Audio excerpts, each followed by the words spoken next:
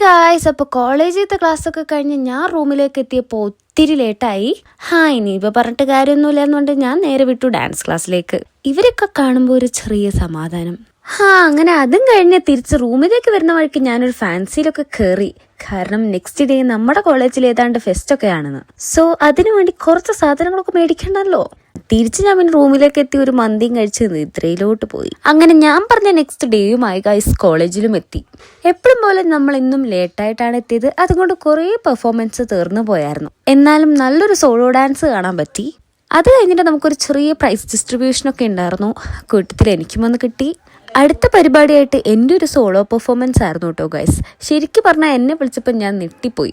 ഇത് എൻ്റെ കോളേജ് തന്നെയാണോ എന്നെ വിളിക്കുന്നതെന്നായിപ്പോയി. കാരണം ഈ കോളേജിൽ അങ്ങനെ നമുക്ക് ഇങ്ങനത്തെ പ്രത്യേകിച്ചുള്ള പ്രിവിലേജസ് ഒന്നും കിട്ടില്ല. Being A first year never you can expect such kind of things.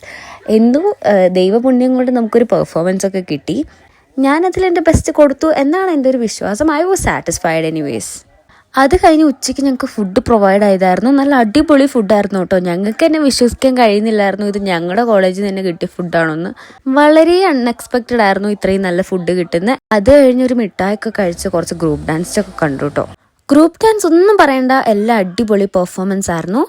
എല്ലാം കഴിഞ്ഞ് കുറച്ച് ഫോട്ടോസ് എടുത്ത് ഞാൻ തിരിച്ച് റൂമിലേക്ക് എത്തി. ഫ്രഷായി ഒരു ആപ്പിളും കഴിച്ച് ഞാൻ കിടന്നുറങ്ങി ഗൈസ്.